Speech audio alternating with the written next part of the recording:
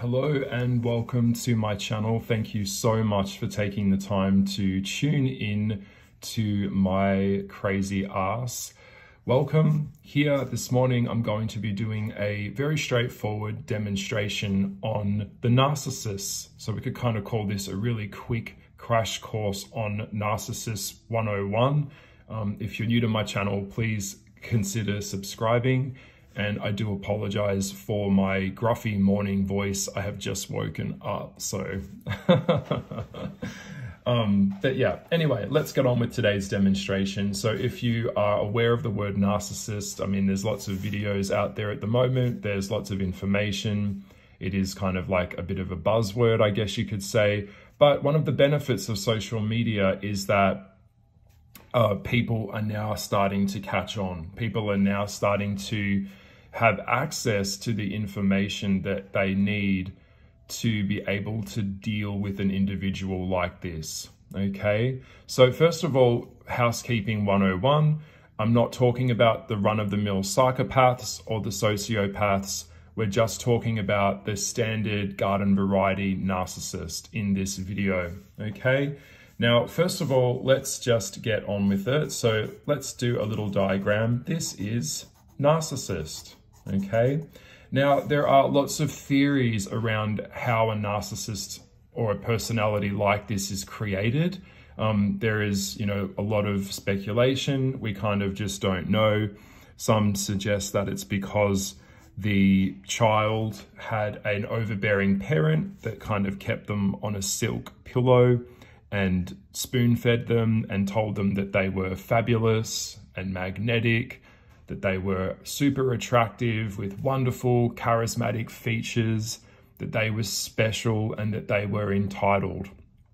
Okay, so for whatever reason, what starts to happen in the childhood is the bubble, what we call the narcissistic bubble, starts to be created around them, okay? Or they create it around themselves. It could also be in the other theory is that they have this narcissistic bubble that they've created to protect themselves from the outside world, okay? So they create what we call the false self. They create a false narrative of who they are, and then they want that projected out into the world, but they need that projection to be met back to them, verifying who they are, because they have a very low sense of self-esteem. They're actually very weak. They're actually very fragile. So their ego or their sense of self-concept is where they lead from. So this is not a place of truth, okay? Now, we know in the world or in psychology or in the spiritual world, we know that truth is the highest frequency. So truth is the absolute opposite of what a narcissist is. And the narcissist will do everything they can to reject truth, okay? Because everything that they do, that they say, that they think is about control, and it's about basically using you or keeping you in a place or a perception of you that is in their false bubble, okay? So I hope this is already starting to make sense. So what's happening here is that the narcissist cannot live outside of the delusion that they have created for themselves. So they truly believe that they are a magnetic being that has abilities that others just don't have, that they are special. They have very fixed communication. And one of the communication styles, or the main communication style with a narcissist, is that they don't want the feedback loop to be to be closed. The feedback loop with them is always open. Okay, so feedback. Have you ever tried to tell a narcissist the truth or give them some level of feedback? Good luck with that. So what it is that they need you to believe their perception of their false reality back to them in the way that they need it, that they've told you to experience it, to believe it. Okay, so the reason, first of all, let's just cover what a feedback loop. A feedback loop for a healthy relationship would be you say something to them, they say something to you, and then they repeat it back to you. And we have this communication where they're open to listening to what you have to say so that they can actually understand your point of view. And then they can validate that by being able to receive it. With a narcissist, that doesn't happen. Okay, the feedback loop is not closed, it's always open. By open meaning the narcissist can't actually give you a feedback loop closed. They're not open to understanding you, seeing you, integrating you really on any level. They have a very fixed view of who you are. So in order for them to do that, they're already in a disassociated state from you, okay? The only way that you can sustain the connection to the narcissist is if you maintain the bubble, or what sometimes we call the ego, or the mask that they've created for themselves. So when they deal with you and they look at the external world, they don't see you as a person. They just see you as an instrument to be used. And they have a very rigid and stubborn and fairly kind of fixed and simplistic view of who you are. So say for example, let's change this. So this is you here outside of the narcissist. They see you as basically kind of like a tool that they can use and discard whenever they want. You're a doll, you're an object. The narcissist, because it doesn't operate in the heart, the mindset can't operate in the heart because they're not connected to their own self. They actually can't connect to things on a heart level. So they're very materialistic and they're very consumed with the physicality of things, okay? So they see you as just like, an object, like I said. So in terms of sexual partnership with a narcissist, they will love bomb you, mirror you to create a false sense of narrative so that they can control you, okay? So they can't understand you. They don't want to understand you and they never will. They have a very rigid and kind of ridiculous, like childlike view of who you are. So they basically objectify you and treat you like a child, or kind of like, it's kind of like, it's really cringy, but it's kind of like an archetypical low version of like who you are, but they can't see you for who you are. This is, remember, narcissistic personality disorder is a disorder, okay? So it is not right up, well, it's right up there, but one of the things about this one is that there is no fixing, there is no treatment for this person or their level of behavior, okay? With the borderline personalities or with the bipolars or any cluster B, there is treatment and there is medication for that. When we're looking at a narcissist, this is who they are, okay? So the funny thing about this mental disorder or this personality type is very fixed and very rigid, and there isn't really any way of treating it or dealing with it. So the people outside that have to deal with the narcissist, they're the ones that actually have to get the treatment. They're the ones that need to go to therapy after their experience dealing with the narcissist, okay? Now, the narcissist needs you to sustain, let's go back to the red pencil. The narcissist needs you to see the world from the viewpoint that they do. Okay, when they do that, this is their way of controlling you. This is their way of basically mind controlling you. So it could be their political leanings or just their disposition on the world. They need you to agree with them on all levels. This makes them feel safe because the narcissist is all about the power dynamic. Okay, now the narcissist can't have a relationship with you unless you serve the narcissist a function. Okay, now this could be of any function, but the main function that it is that they basically set you up to be their doll or toy, or to take care of them later in life, or financial control or power control. It really depends on the type of scenario that's going on here. But you are down here. You are not up here, okay, in the power dynamic. So they seek to control you, and by doing that, we're going to talk about the strategies that they do that later in the video. But basically what they have to do is keep you in a place that is lower than them, that you can be discarded and devalued at any moment, okay? They have a very childish kind of like impression of who you are, okay? And they need you to believe that, because that keeps you down here and disempowered, all right? So you might be working on a project that you've been working on. I mean, I've just spent 3 years working on a book that I've just published. The narcissist wouldn't even know what the book's about. They wouldn't have even asked in the 3 years, what is the book about? Or how are you going? How are you feeling? They can't do that. They don't want to know how you're going. They don't want to know how you're feeling. The narcissist is never going to really check in with you. Everything in the connection is very simplistic and very basic. Okay, so the narcissist, basically anything that isn't in the projection of what they believe you to be, they won't even acknowledge it. So you might have a skill set, or you might start growing up and you might start developing.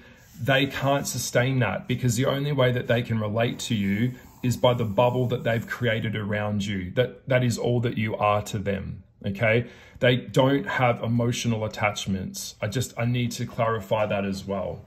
Now, when you meet the narcissist, they are going to be very compelling and charming. You may even stay up on the phone talking all night and think that you're really, like, they're really interested in you. What they're actually doing is they're trying to get to know you so that they can control you. As soon as they can understand all of your weak spots and you're vulnerable with them, that means they can start exploiting you.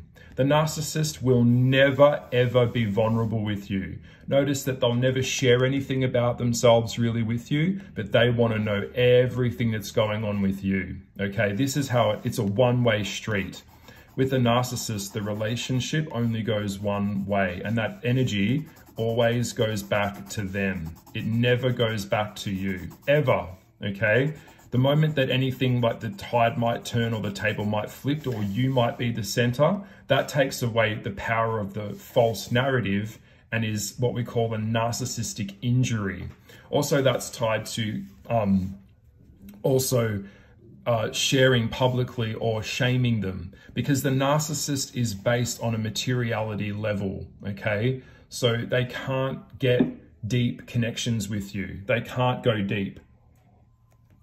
All the narcissist can do is mirror what you project to them. This is part of the trap that we get stuck in, is that they mirror your behavior back to you, and then you think that they're receiving you, but it's just their way of getting to know you better so that they can control you and manipulate you later when they go into what we call the devalue stage.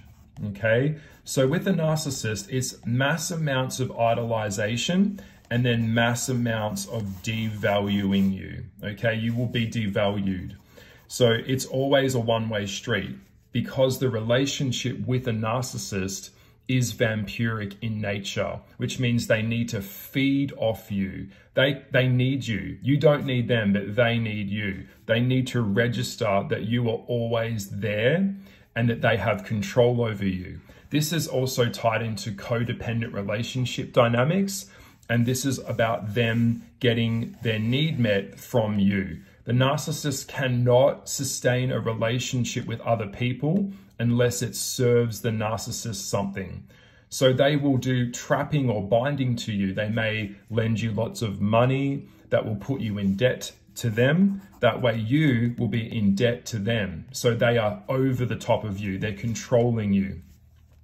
Now, the narcissist, in a good way, a complementary thing about the narcissist, we'll go on to a different page, is that the narcissist doesn't really want someone of low value. Now, I did mention in my last video something called SMV. Okay, so I'm going to explain sexual marketplace value in relation to a narcissist right now. So they don't want someone that is of low value, low status. Now, in the world that we live in, I'm just going to get really blunt, as you know I really am.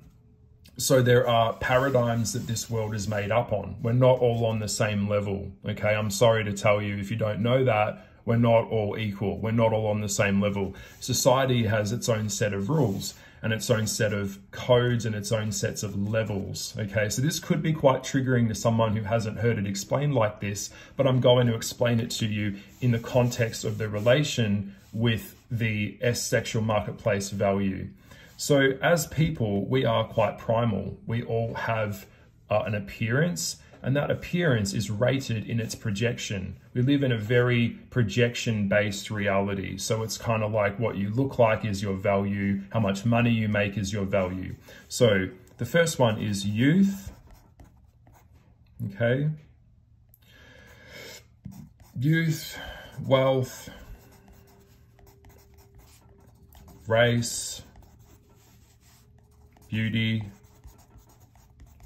and social status. Now, these 1, 2, 3, 4, 5, these 5 things is what the narcissist values. This is also correlates directly to how well your life will go in this world as well. So youth, wealth, race, beauty, social status. If you're young, then, okay, so let me explain it to you this way.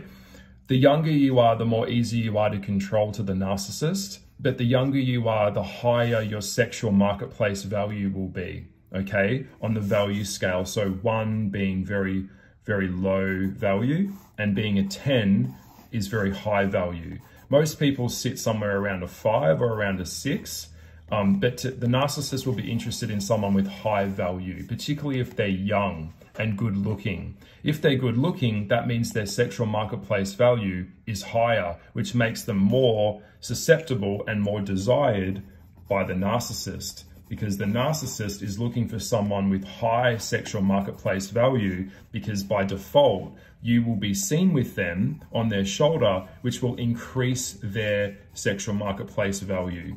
Now, if the narcissist can't do it directly by equal match to your youth, they will do it by wealth, financial control. So they will buy you things, lend you things, give you things to tie the sexual marketplace value of the youth and the beauty back to them.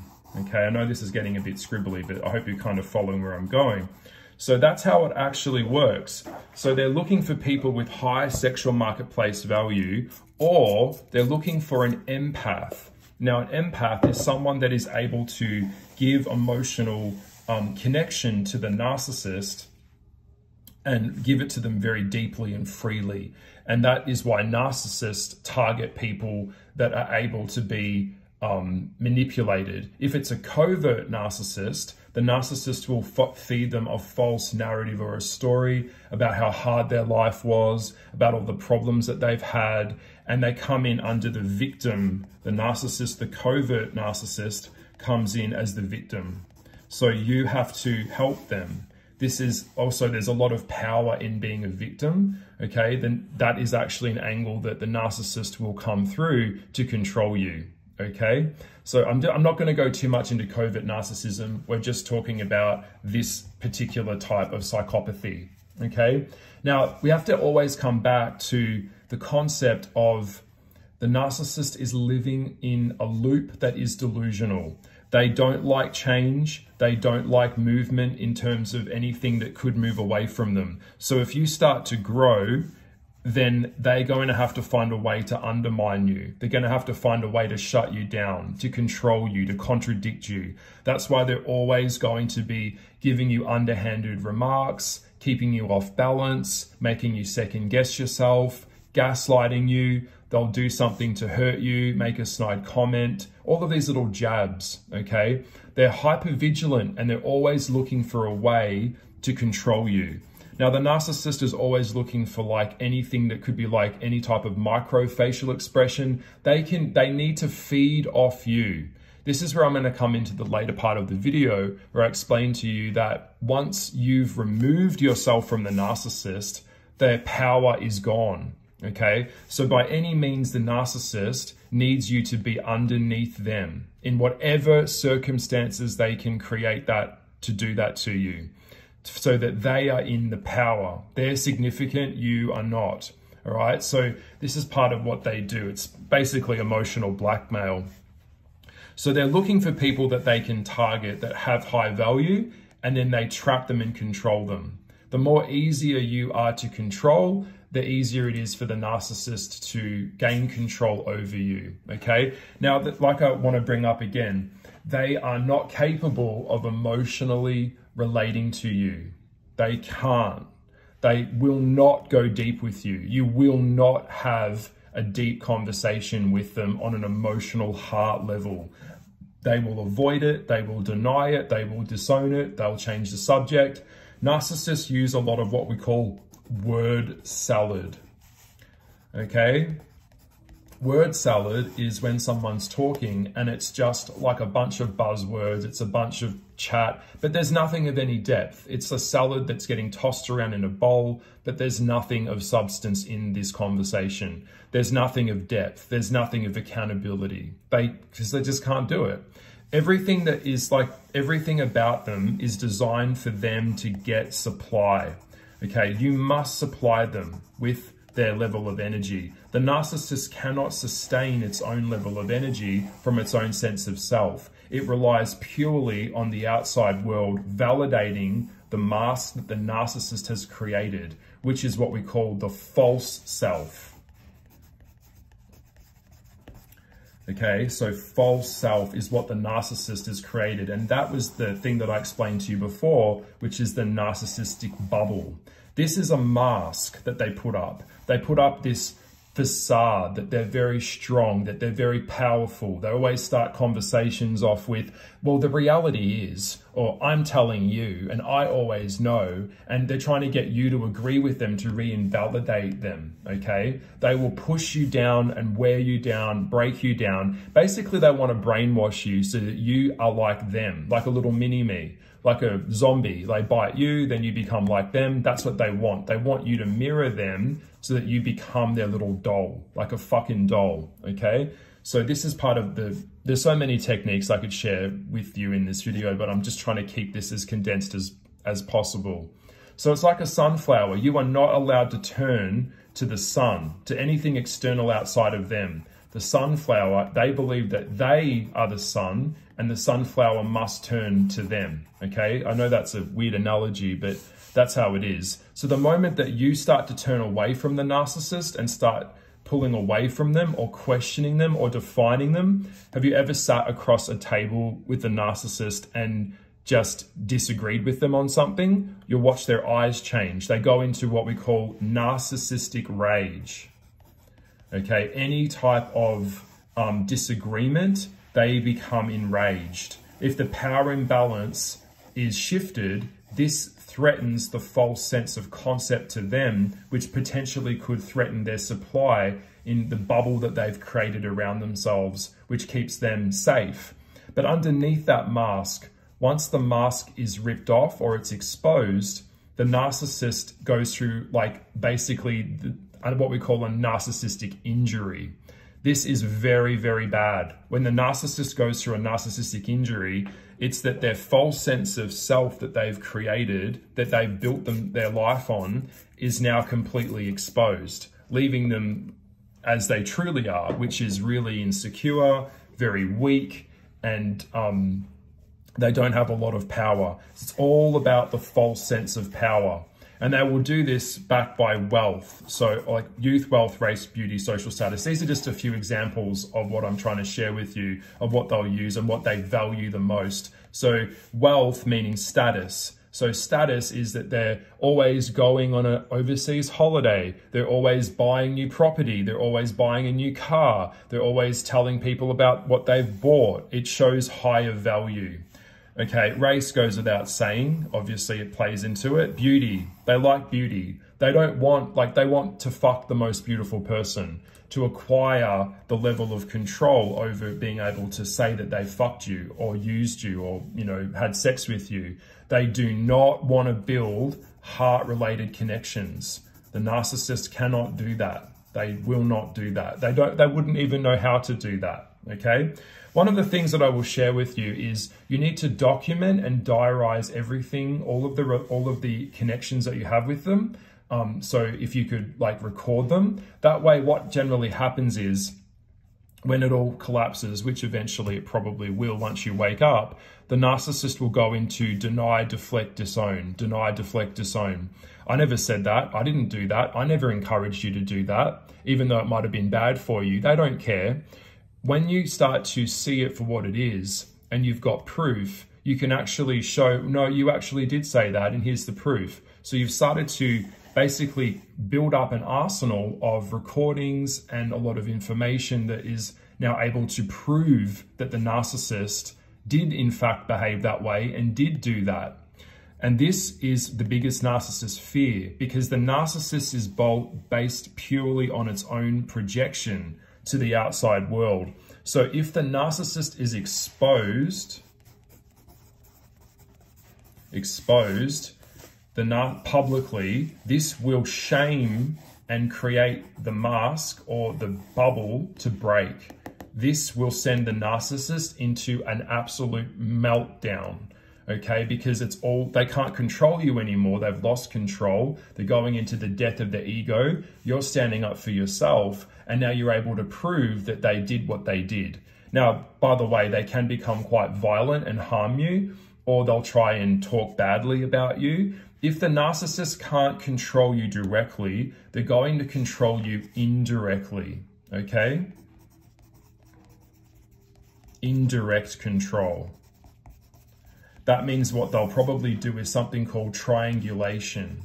So triangulation is basically like a triangle. So they'll go up to someone else, talk badly about you, and then that other person will think badly of you. So what they'll do is they're going to try and control how other people see you if they can't control you directly.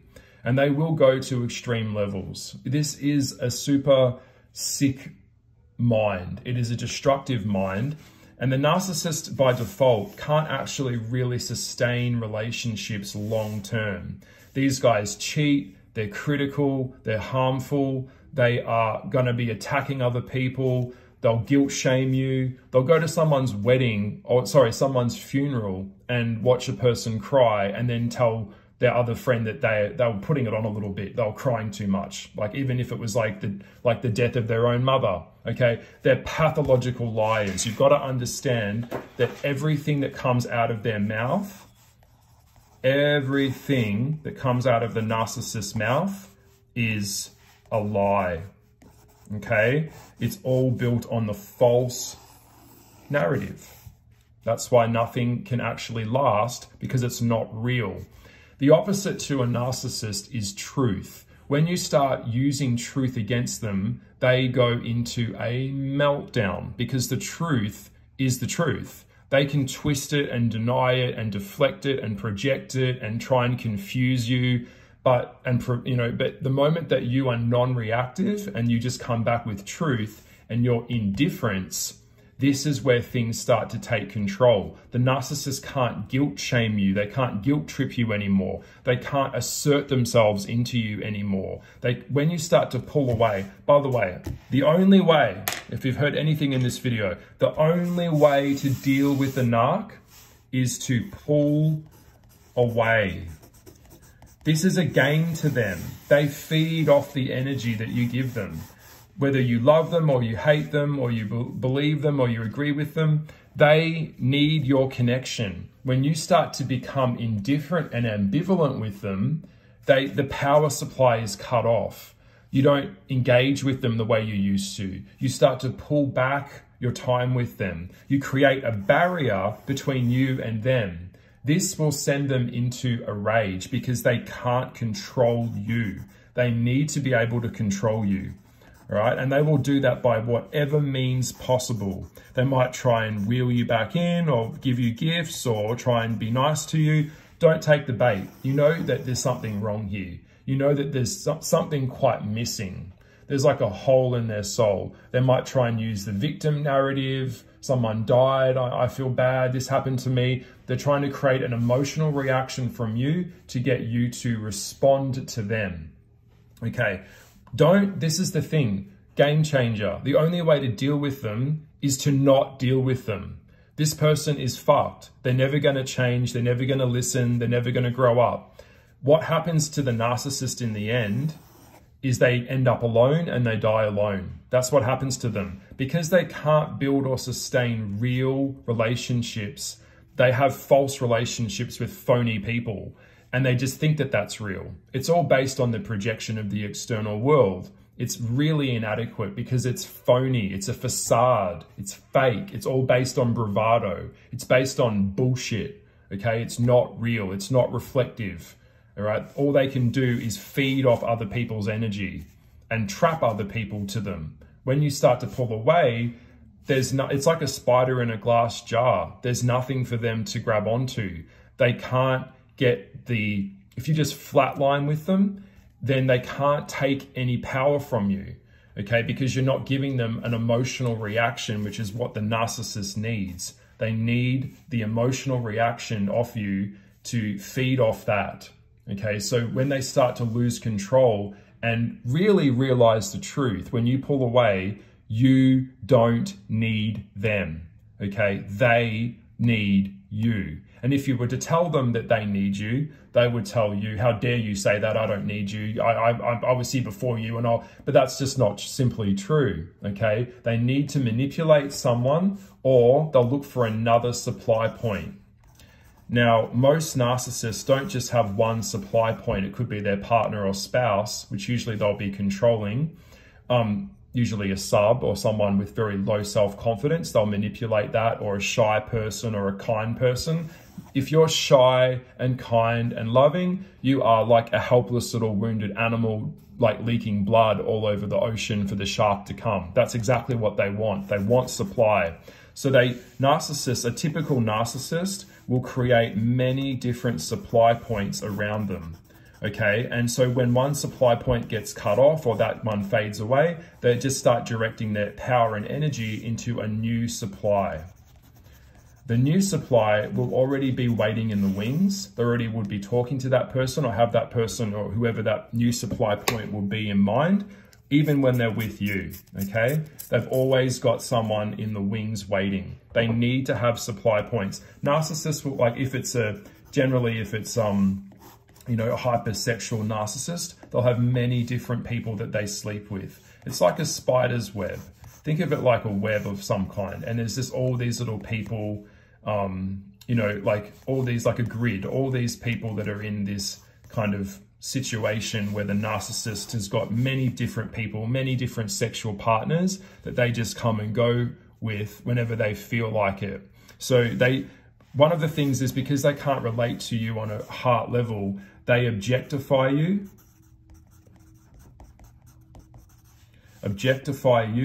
and miniaturize you, okay? So you're just a toy that they play with when it suits them, and you're a fag, or you're useless, or you're worthless. You're just a doll for their amusement when they're bored. And that's just how they see you. They are not interested in any type of deep connection. If they did start to date you and they started to feel something, the narcissist can't really sustain that. They may pull away because the moment that it starts to get real, they can't handle reality. They can't handle truth, so they pull away. That's why they don't know what to do. So they'll either, if they can't control you sexually, emotionally, financially, then they've got no idea what else to do with that, because they can't sit with you and connect with you on a heart level, okay? It's all about, basically what it comes down to in the game of this whole thing is they're going to reject you at some point, or they're going to trap you long term, okay? So if it's a rejection thing, then they mirror you, love bomb you, and then they ghost you. They make you feel completely worthless. Then they'll show back up and say, hey, how you doing? How's things? And that re-bolsters your false sense of self, that you think that the connection was real, that the perception of what you had with them was real. That's their way of pulling you back in again to keep you on the hook, okay? It's all about keeping you on the hook. You must be on the hook with them. That's how they see you, all right?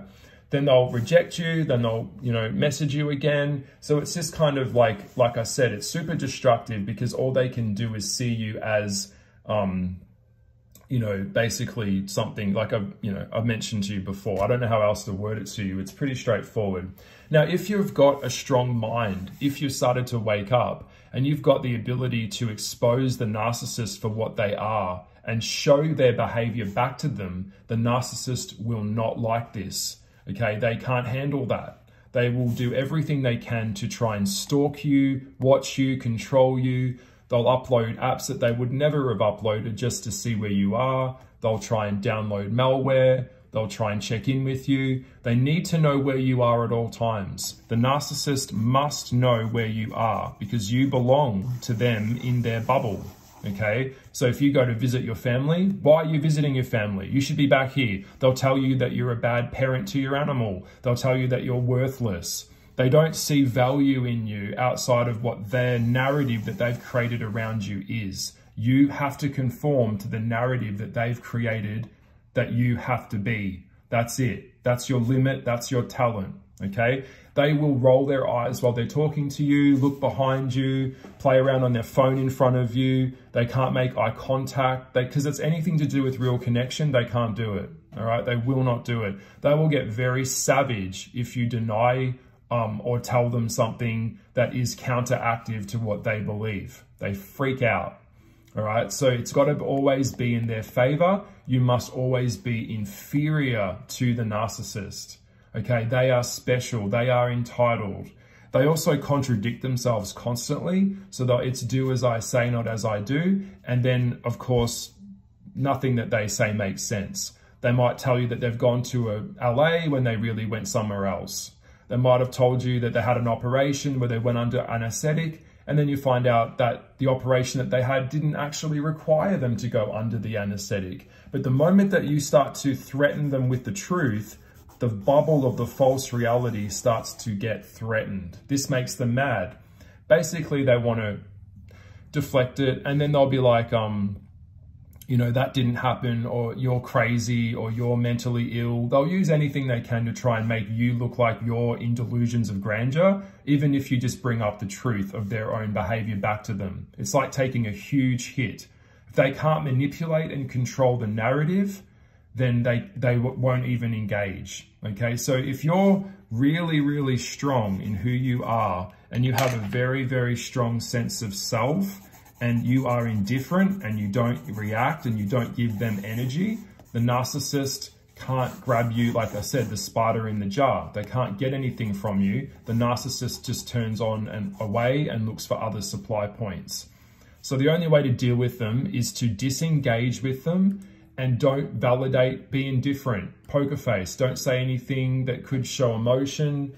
Don't agree with them. Don't disagree with them. Don't respond to them. If you can push them away, the sooner that you get away from this person and the more distance that you create between you and them, the more detached you can get from their bullshit and their fuckery. And then that's when you can start to see the truth that this whole narrative with this person wasn't real. Okay, so if you can go no contact, if you can, you pull your energy and your attention and your power away from them. Okay, they will not like that. When they don't know what to do with that because they can't control it. All right, that's what it's all about. So they'll do everything they can to pull you back in, pull away. And over time, the narcissist will still stalk the shit out of you and watch you, but they don't have power. The only power that they have was the power that you gave them. When you get on with your life and you're happy without them, and because they believe you can't exist without them, you need them, the narcissist doesn't know what to do. They will go into an existential crisis. The mere thought that you could be happy and flourishing and have a fabulous life and be exciting and have things of value that doesn't fit the narrative that they've created for you means that you ultimately win in the end. But the only way to win is to get away from this person as soon as you can. Okay, the only way to win this game is to do not play the game with them. Don't be indifferent, be ambivalent, don't take the bait. All right, then the relationship will begin to collapse And by that stage, the narc would have had to have gone on to a new supply point so that they could sustain survival, okay? They'll criticize you, they'll mock you, they'll belittle you, they'll talk about you behind your back, they'll downplay you. Anything that could devalue you is what they're going to do. It's what they're already doing. Anything that could make others overlook you, it's just how they are. They have to appear more attractive and more intelligent. They don't like being upshowed. If you are able to go off without them and be happy and live a happy life and be successful and kick goals in your life and maybe even have a loving family, they will hate that. It is super, super damaging to the narcissist. The most damage you can do to them is when you move on without them and you don't need them in your life, which, by the way, you really don't. You disregard them, you dismiss them, you don't want to fight them, you don't want anything to do with them, you don't have to justify anything to anyone, you just get on with your life and do the work, because their dominance and their presence will be completely gone because you're not feeding the vampire. Remember, it's a vampiric dynamic here. It's not one of equality. In equality, relationships are side by side. In a relationship with a narcissist, they're up here and you're down here. You are not allowed to come up here, all right? So anything that could challenge their false sense of concept, they will destroy it. That's why when it comes to a lot of gay men in the gay world, a lot of them have to live in the city in a bubble. They can't live outside of that bubble. Why? Because they need the cognitive dissonance of the bubble to be reinforced back to them. They can't sustain living out of that bubble. So they need so if they're behaving badly and other people are behaving badly, this boosters and bolsters the sense of narrative that they've created for themselves. That's why they can't get out of that. So they live in the cognitive dissonance because it's reinforced back in that geographical area of where they live. But that's just for another video for another time. So I hope that you've enjoyed this video and this has all made sense. I know I've covered a lot of information on all these sheets of paper, but as you can see, I have learned a lot the hard way. I have learned all about how to deal with these people. If you have any questions or comments, please leave them in the comment section below. And if you have a narcissist in your life, please be very careful, because what you're going to need is an exit strategy to get out of that. Now, this is not something that's easily done, particularly if the narcissist has trapped you. And a lot of them will trap you because nothing you get from them is free. These people like to come across as the helper. Look at all the things that I've done for you. Look at how I look after you. It's part of the trap to get you from never getting into the exit phase of getting away from them, okay? So they lack empathy, they lack balance, they lack boundaries. There is no reasoning with these people. Everything that it's like touching tar. It's like black tar in your hands. Once you touch it, you just can't get it off. Like you just want to get it off, but you can't. You have to disengage with them. That is the only way this can work. They will dehumanize you. They'll go into slander campaigns, whatever means necessary to try and destroy you and regain control. Don't take the bait. You know you deserve better than this. And you know it, okay? Like it's obvious as hell. So I will leave it here. I hope that you've enjoyed the video. Please, once again, consider subscribing to my channel and share this video with anyone who needs to hear it. And I will see you in the next video. Much love and be strong. Be strong with these people, okay? All right, bye.